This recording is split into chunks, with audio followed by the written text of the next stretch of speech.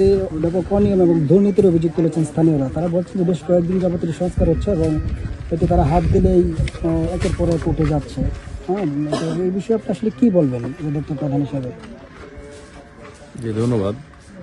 বিষয়টি আমাদেরও নজরে এসেছে। কয়েকদিন ধরেই আমরা সামাজিক যোগাযোগ মাধ্যমে লক্ষ্য করলাম যে কিছু কিছু জায়গায় কিছু ফেসবুক পেজের সাংবাদিক নামধারী কিছু ব্যক্তিগণ এলাকায় গিয়ে স্থানীয় লোকজনদেরকে উৎসাহিত বা ইঙ্গিতবাহী প্রশ্নের মাধ্যমে এটা বোঝানোর চেষ্টা করছে যে এখানে দুর্নীতি হয়েছে, রাস্তাটা ভালো হয় নাই, এ ব্যাপারে তাদের মতামত কি, মানে প্রশ্নগুলো এইভাবে করা হচ্ছে। তো যাই হোক, তার প্রেক্ষিতে আমাদের সাধারণ জনগণ তারাও তো আর এই ইঞ্জিনিয়ারিং জ্ঞানটা তাদের সবার একরকম না, বা আমরা যারা ইঞ্জিনিয়ারিং পড়ালেখা করি নাই সবার তো আর একরকম নলেজ হবে না। তো আমি এই প্রেক্ষিতে আমি উপজেলা প্রকৌশলী মহোদয়ের সাথে আলাপ করলাম। তো তিনি আমাকে নিশ্চিত করেছেন যে এখানে এ ধরনের কোনো বিষয় ঘটে নাই। প্রকৃতপক্ষে কার্পেটিং রাস্তায় একটা রাস্তা পুরোপুরি শক্ত হওয়ার জন্য যে সময়টুকু লাগে সেই সময়টুকু পূরণ হওয়ার পূর্বেই এই রাস্তাগুলো হাত দিয়ে তারা তুলতেছে, এবং তাও এক পাশ থেকে। এইভাবে কাঁচা অবস্থাতে যে কোনো রাস্তায় তুলে ফেলা সম্ভব। এর অর্থ এই না যে এটিতে দুর্নীতির কোনো কিছু প্রমাণ মেলে।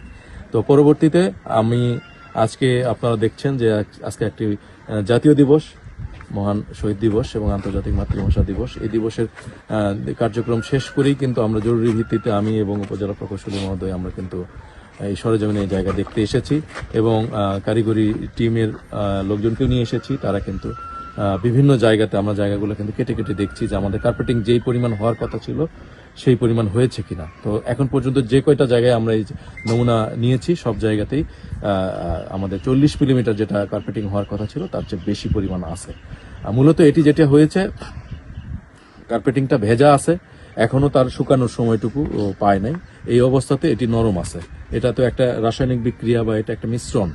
তো এটি শুকানোর জন্য নির্ধারিত সময় পেলে এটি ঠিক মতোই জমে যাবে বলে আমার বিশ্বাস। আর তারপরেও যেহেতু প্রসঙ্গগুলো উঠে এসেছে অনিয়মের বিষয়টি, সেটি আমরা কিন্তু পুরো রাস্তায় আমরা এটা আজকে ভিজিট করব। কোথাও যদি এরকম বেশ কিছু পেয়ে থাকি তাহলে সেটি তো অবশ্যই আমরা খতিয়ে দেখে, কারো গাফিলতি যদি থাকে সেটির বিরুদ্ধে আমরা ব্যবস্থা নেব। আরেকটি বিষয়, আমরা একটু এই রাস্তাটি দেখলাম প্রথম দিকে ওইদিকে 2-2.5 কিলো রাস্তা, খুবই খারাপ অবস্থা। এটা কি এই দুঃখ দুর্দশা লাঘবের জন্য প্রশাসনের কোনো উদ্যোগ নেওয়ার কোনো পরিকল্পনা আছে?